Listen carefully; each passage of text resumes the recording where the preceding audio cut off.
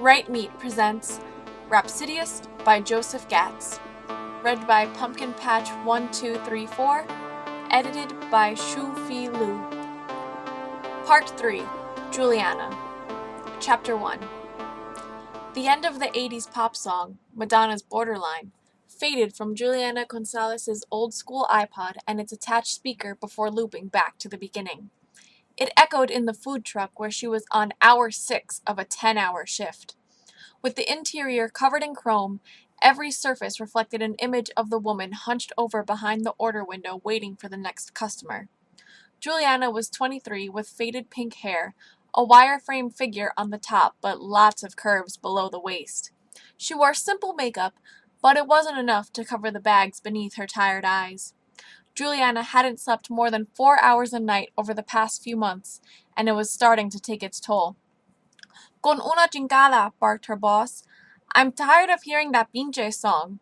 Either play something else or turn it the hell off. I mean it. Marco, the truck's owner and only other employee, was quite a contrast to Juliana, an extremely overweight man with greasy hair and clothes to match. From the curly locks on his head to the tufts of chest and arm hair sprouting out like weeds in the concrete, his massive body was covered in a mixture of dark and gray hair. When he moved around the truck, it shook noticeably. As he passed by Juliana with a basket of corn tortillas, he had to squeeze her against the counter to get by. Okay, she said, making no effort to change the song. By now, the melancholy opening of Borderline went full dance mode as Madonna sang the opening lines. Okay, he said. Okay, always okay. You say okay and never do what I tell you to do. Marco brought his hands together as if to pray and looked up. Madre, ayúdame. Juliana ignored him. He was just mad that business was so slow today, and they both knew it. Go stock the sodas. I'm tired of seeing you mope around like a sick little turtle. And so she went out to Marco's van that was parked nearby. Inside, she found boxes of Diet and regular Coke to put in the ice trays that rested on the outside of the food truck. She looked over to see if Marco was watching her, and when she was sure that he wasn't, she reached into her pocket and pulled out her cell phone. Opening her messenger, she glimpsed the most recent conversation with Dean. Dean was her ex-boyfriend, and the memory of him was the thief that had been stealing Juliana's sleep. The last 3 messages were from Juliana herself, first thing each morning for the previous 3 days. Just a simple, hey, with the most recent one at 7:49 a.m. He had seen it, but hadn't replied. Chapter 2. It was early spring in Los Angeles, and the air was nice and warm. After work, Juliana sat at the bus stop nearest to the now-closed food truck and waited for a ride home. In the pocket of her hoodie that she had gotten from Dean, her iPod continued its serenade of Madonna's Borderline. It was their song, hers and Dean's. Years ago, when they went on their first date, it had been playing in the car as they rode together in the back seat on their way to the movies. He reached over and took her hand for the first time, holding it until they arrived at their destination, occasionally stealing looks and giving smiles to each other. Juliana held on to that memory as the bus pulled up to take her home. By the time she found her seat at the rear, a single tear had rolled down her cheek. It had been over a year, and she couldn't make the pain stop. She couldn't make the memories go away. She was broken, and even if he came back, she wasn't sure if the damage in her soul could ever be fixed. But it didn't matter anymore. Nothing mattered. Not after tonight. When she walked into her apartment, her roommate Gabby was on the couch watching Netflix with a thin flannel blanket draped over her body. She was hours deep into a binge session. Hey, said Gabby, not looking away from the TV. Hey, said Juliana. Secretly, Juliana wanted Gabby to sit up and ask her to join, even if she would refuse. But Juliana wanted Gabby to force her to participate, to force her to get out of this slump. Unfortunately for her, Gabby had long since learned that there was no trying with Juliana, so she had given up just like everyone else. One by one, all of Juliana's close friends faded into acquaintances, then into strangers. There was no one to keep her from staying up all night watching YouTube videos alone. No one to join her when she came out to get something to eat, and while she heated her food, she would walk out to the street in front of the apartment and smoke a cigarette. Tonight would be no different, except that tonight, Juliana would do all of this for the last time. She quickly went to her room and closed the door, turning on her computer to play Borderline over the speakers. She then laid on her sheetless mattress in her messy room and cried into her pillow. She cried for the pain of loneliness. She cried for the hurt of being ignored by the only person whose attention mattered. She cried because in reality, though she had planned on taking her own life, it was the last thing she wanted to do. She just knew she couldn't live like this anymore. At 1 a.m., when she finally saw the hallway light go off, she left her room and went outside for her first cigarette of the night. It was still pretty warm, but there was a crispness to the air that she enjoyed. She smoked on the empty sidewalk on the side quiet street, hoping that anyone would come to join her. She just wanted so badly not to be left alone despite pushing everyone else away. She knew what she wanted was a contradiction, but she couldn't help it. She had locked herself in a paradox of solitude. When she went back inside, she found some leftover Chinese food which she heated up. For the next hour, she ate the food, her first meal since waking up, and watched an endless stream of short, unconnected YouTube videos. Tonight, the algorithm seemed to favor stand-up comedy by Maria Bamford. Every few minutes, Juliana would check her messages to see if he was online. Dean was active, but he hadn't replied. She looked at his Facebook. He hadn't posted anything for 6 months. She thought he must be using some other form of social media after their breakup. In the months before they split apart, she had noticed that he had a new Gmail account she didn't recognize. She remembered wondering why he needed that. When the Chinese food was gone, Juliana went outside for another cigarette. It was 3 a.m. now, and the street was quieter than ever. In the distance, she briefly heard the sound of a siren. All she could think about was how, just beyond her view, people were living their lives together. Somewhere out there might even be someone who would sit and talk with her, but finding them seemed impossible.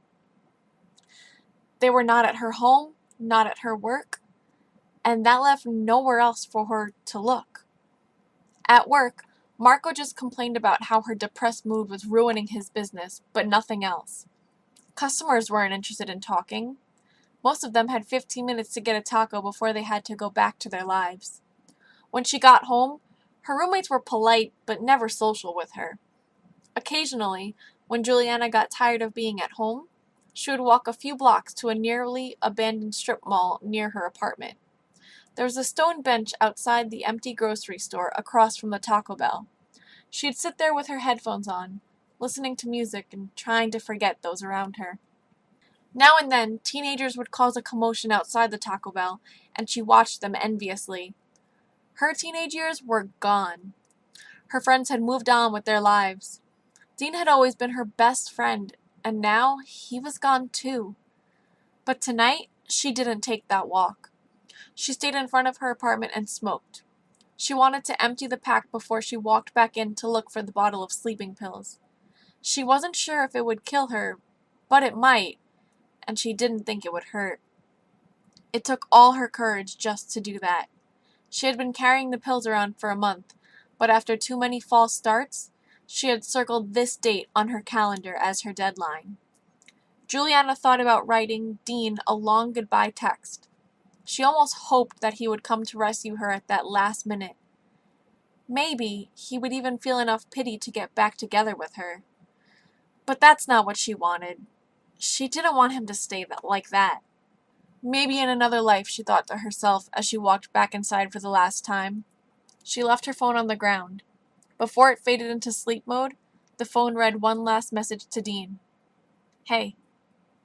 She took the entire bottle of pills with a liter of Diet Pepsi. She cried as each little gel sleeping tablet slipped past down her throat. The crying was so intense that at times she thought she would throw up from it.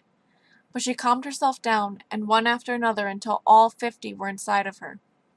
Then, having done that, she undressed, turned off her light, and laid down while listening to the music from her computer. It was the last thing she wanted to hear. By the 14th loop of borderline, she became unbearably sleepy, and the regret and fear started washing over her. No, no, no, no, no, no, she murmured with a slur. She tried to get up, but her limbs felt too heavy to move, too tired to even call for help. The only thing that would make her feel better was to give in. And so, after she fought her last fight, she did give in. Juliana Gonzalez, born January 1st, 1999, closed her eyes and fell into the deepest, darkest sleep. Chapter 3. There was a man who Juliana often dreamt of. He was middle-aged and Caucasian, with light brown hair and a light dusting of beard and mustache hair. Sometimes, in her dreams, he would be watching her as she walked near the beach. Sometimes he would come up to the food truck and place an order. This time, she dreamed that he was waiting for her by the stone bench. "Hey," she said, walking up slowly. "Hey," he said back. He didn't look at her, watching the teenagers at Taco Bell instead. It was a moonless night, and the sky was a lifeless black. She took a seat at the far end of the bench alongside him. "Why'd you do it?" he asked. She shrugged, pulled out a cigarette to light it. She offered it to him. "No thanks," he said. "And you shouldn't either." She shrugged again and took a quick little drag. "So what now?" he asked, peering at her. "I don't know." "Are you scared?" It was now that Juliana realized that tears had begun to fall, and she sniffled as she wiped them away with the sleeve of her hoodie. "Yeah," she said quietly. "Yeah, I am." "Well," he said, "I guess that's it. I can't go with you any further. It was nice to meet you, though." They sat there together in silence beneath the dark sky. The ambient light from the restaurant washed over them, and with it the sounds of unruly teenagers having a good time. In the distance, a shooting star fell from the sky. There was a moment of nothing, then a bright, burning glow erasing the darkness. The man beside Juliana stood up as he stared at it. Juliana, not realizing that everything around her was slowly disintegrating, took another drag of her cigarette and watched as the brilliant glow approached, engulfing everything in its path. "What is it?" she asked. He said. I'm not sure." In the air, the sound of an unfamiliar voice echoed. "I need more time to fix this," said the voice. "I need another try." Chapter 4. The end of the 80s pop song, Madonna's Borderline, faded from Juliana Gonzalez's old-school iPod before looping back to the beginning. It echoed in the food truck, where she was on hour 6 of a 10-hour shift. With the interior covered in chrome, every surface reflected an image of the woman hunched over behind the order window waiting for the next customer. "Con una chingada," barked her boss. "I'm tired of hearing that pinche song. Either play something else or turn it the hell off. I mean it." Juliana looked around, suddenly aware of her surroundings. Everything was off and nothing was right, and so she reached over to hit the pause button on her iPod. "Thank you," he said as he walked back to the back of the food truck, causing the whole thing to shake. "Un milagro! Finally she listens." "What the—" She started, but the words got lost inside her mouth. "Listen," he said. "Go stock the sodas, mija. I'm tired of seeing you mope around like a sick—" She looked at him incredulously, and it stopped him in his tracks. "Juliana?" he said. "Are you okay?" "Marco, what is happening?" she said. "I don't know," he said. "What is happening? Is something wrong?"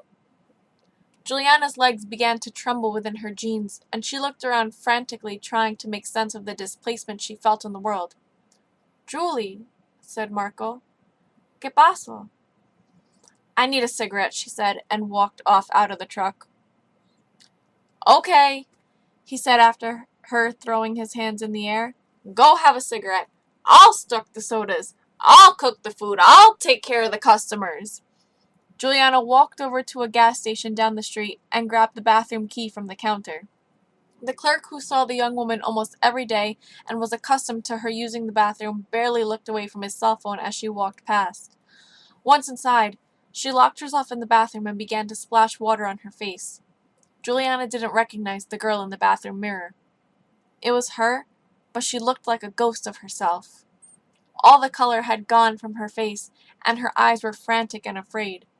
She pulled out her phone and checked the conversations. The messages with Troy were the same, except that the last "hey," the one she had sent before going inside to take the pills, was gone. The last one had been at 7:49 a.m. He had seen it, but hadn't replied. Chapter 5. This time, on the way home, Juliana didn't cry on the bus. She didn't listen to music. She didn't think about Dean. She just searched for answers. The only one she found was a thread on Reddit. The title of the thread was, "What is the worst feeling of déjà vu you've ever felt, and why is today the day you felt it?" It was the type of obscure question that usually gets buried at the bottom of the forum, but today it was on the front page. There had been 12,557 replies. The top reply was from a user named Logiu. "I swear I had some crazy déjà vu today in which I predicted the future. Like, I was talking to a friend while waiting for an Uber, and it didn't just feel like I'd had that conversation before. I knew I had. I thought to myself, after I say whatever it is I was going to say, I'm going to look at our red Honda Civic Uber would be arriving.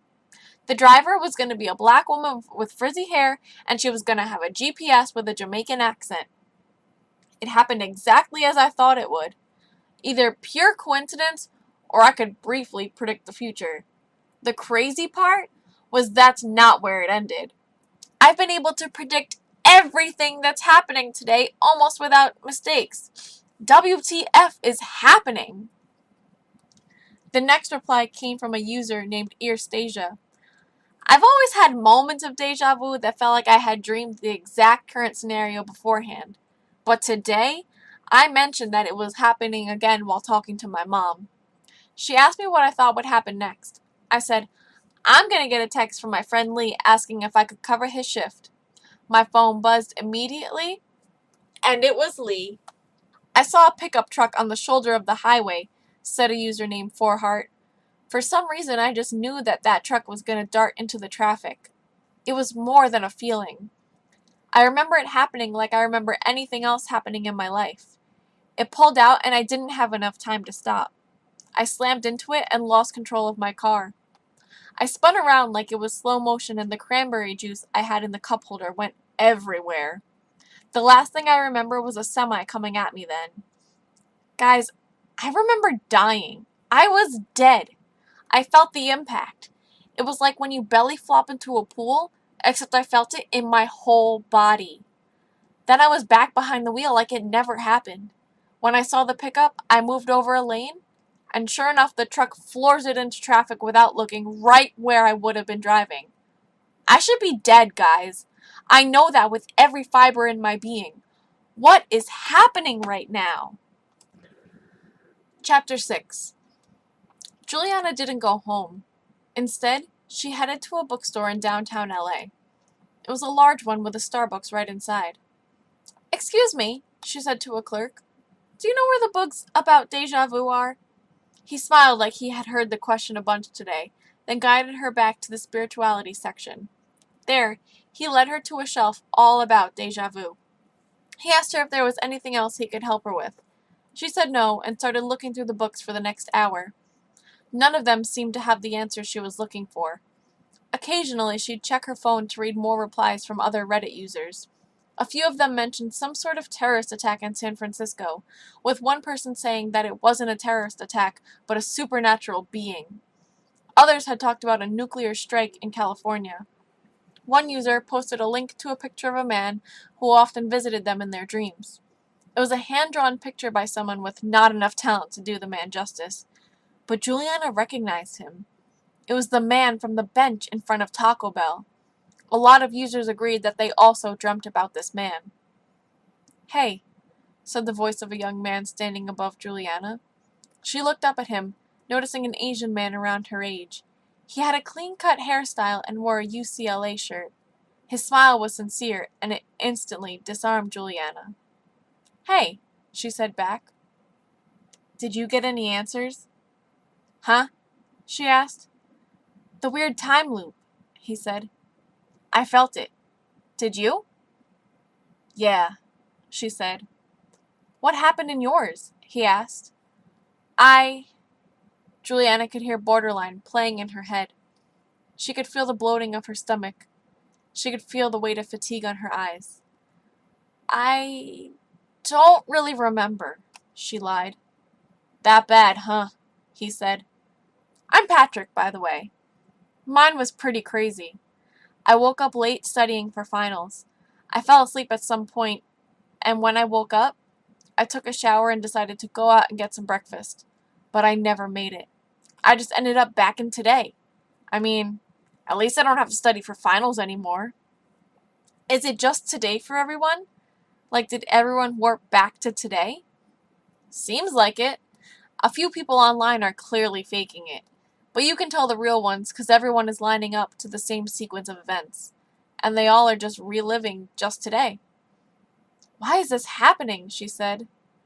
Patrick let out a humorless laugh. "I don't know. It's been bugging me all day. But I kind of feel like I had a second chance that I didn't even ask for. Listen, there's a local group chat going on about it, and a couple of us are meeting at a place down the street for pizza. I was here waiting for it to start, and I saw you going through those books looking for, I don't know, something. You want to come?" Juliana doesn't hesitate. "Yeah," she said. "Great," he said, extending a hand. Chapter 7. Patrick and Juliana arrived at the meetup where 2 tables of strangers were waiting. They each introduced themselves to each other and immediately went into stories about the déjà vu. "A ring," said a girl named Tanika. "I was Skyping with one of my friends in San Francisco right before, and he said a woman was floating over the city tearing the place apart. He said that she was beyond creepy and was calling for a ring." "What do you mean a ring?" asked one of the guys. "I don't know," said Tanika. "I have no idea what that means. But this witch was straight up floating. Oh! And wherever she looked, everything burst into flames." "Did you talk to your friend today?" asked Patrick. "First thing," said Tanika. "As soon as I, you know, realized that time had shifted, I called him and he was like, 'I don't know what you're talking about, girl.' I was like, 'Kai, you gonna try and act like you didn't Skype me yesterday talking about some witch floating in the air looking for a ring?' He acted like I was the crazy one. Also, he didn't have the deja vu or whatever it is either. He was like, 'Boo, you need to take a nap.' Hell, I really did think I was going crazy until I started meeting y'all online." "So some people have it and some people don't," said Juliana. "That's pretty weird, right?" "Yes," said Tanika. "Well, there is something that all of us have in common," said Patrick, shuffling through the pictures on his phone. He produced another picture someone online had drawn of the man from Juliana's dream and showed it to everyone. The entire group went silent for a moment. "I've been dreaming about that man for years," said Tanika. "Like, he's always just hanging around my dreams. I never really thought anything about it. It was just one of those things, you know?"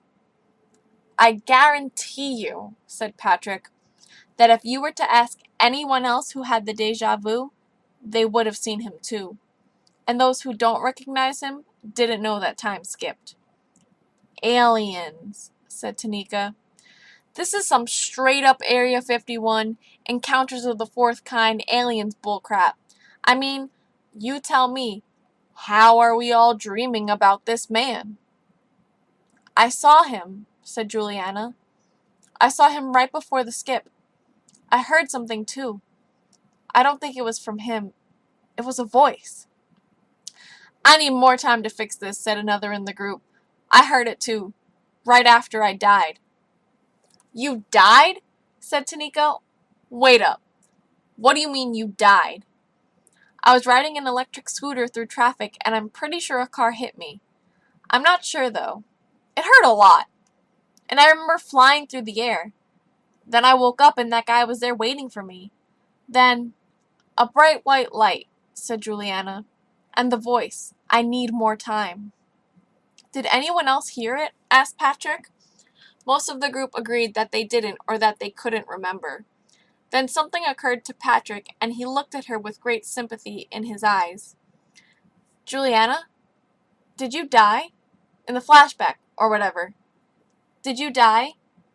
Juliana's eyes became glassy, and she ran off to the bathroom, locking herself in a stall and crying. She didn't want to face them again. She stayed there until the place was closing. When she came out, only a few people from the group were left, including Patrick. He walked over to her, but she couldn't look at him. She couldn't look at anyone, just keeping her eyes on the ground. Without prompting, Patrick took her into an embrace and held her. She resisted at first, then slowly let her arms close around him too, and again she cried into his shoulder. She released the pain of killing herself. She released the pain of missing Dean. She released all the pain she had been holding inside. And for his part, Patrick just stood there and let her.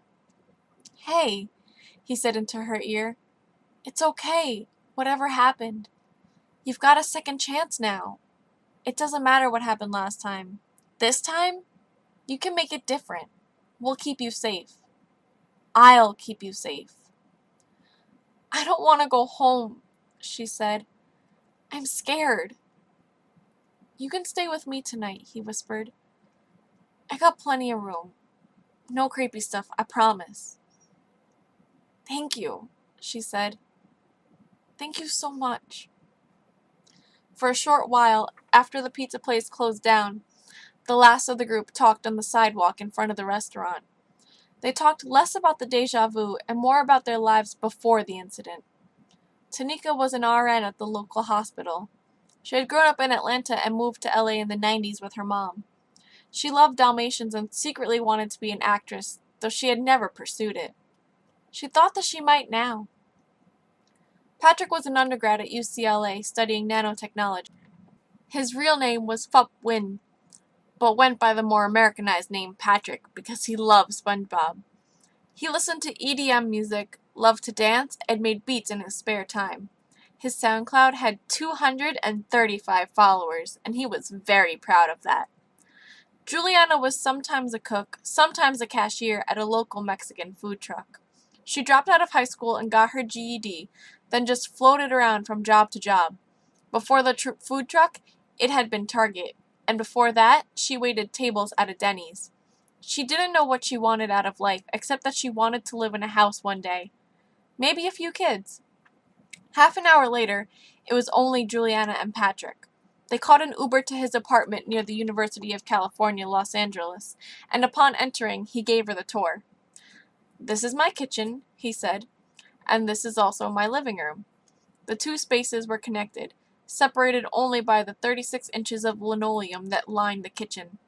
But as you can see, I've got a couch, and I'll be spending the night on that. Through my one door is the bedroom and my bathroom. You're welcome to take a shower if you want. I've got plenty of shirts you can sleep in. Thanks, she said, but I don't think I can sleep.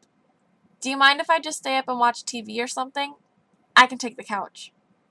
Well, he said, I was supposed to be up studying for finals tonight, but since I've already done that, I could go for a movie.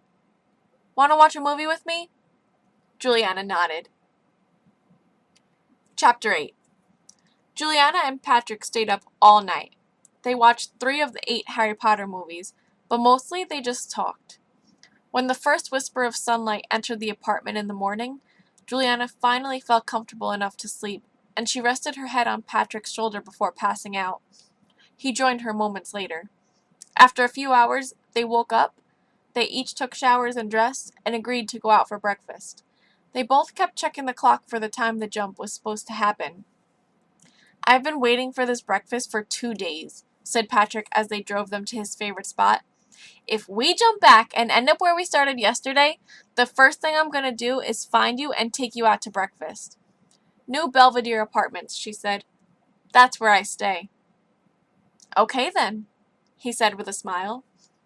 They pulled into the parking lot of the diner and made their way to the front door. "Oh crap," he said. "I almost forgot my wallet." He ran back to the car as Juliana watched. Then suddenly, the car was gone, sinking into a hole in the ground. Patrick stopped short of falling in himself. Around the parking lot, cracks began to appear in the asphalt, and slowly, but with a pulsating rhythm like the beating of a heart, the hole began to expand. From it, a loud hiss-like steam escaping from a pipe began to emanate. Patrick ran. When he passed Juliana, he took her by the hand and together they made their escape.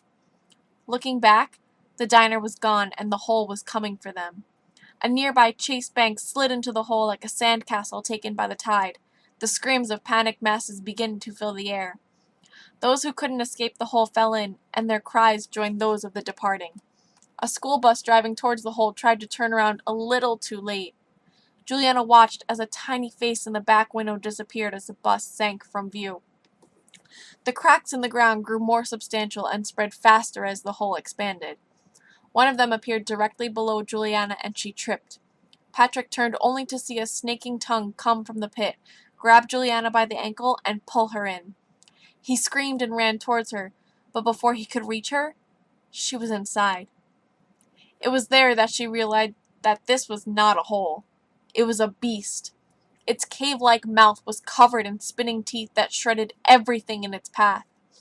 It tore apart human flesh as quickly as it tore apart the metal of cars or the concrete of buildings that fell into it. And while others fell into its endless abyss or were torn apart by the teeth, Juliana was kept at the base of its tongue in a place where she could not fall. After what seemed like an eternity, she watched as a figure from above shot into the beast like a bullet. The creature groaned as she attacked it from the inside. Its teeth stopped spinning, and its pulsating expansion first slowed, then ground to a stop.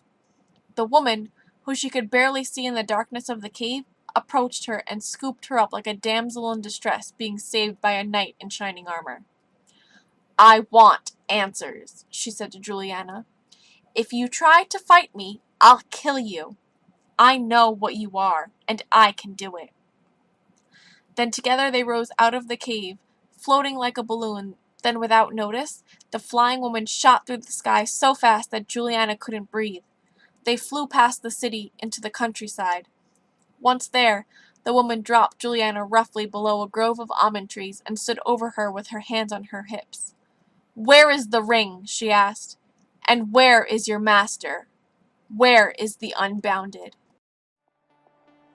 Thanks again for tuning in. Don't forget to like and subscribe and share. And join us next week for part 4.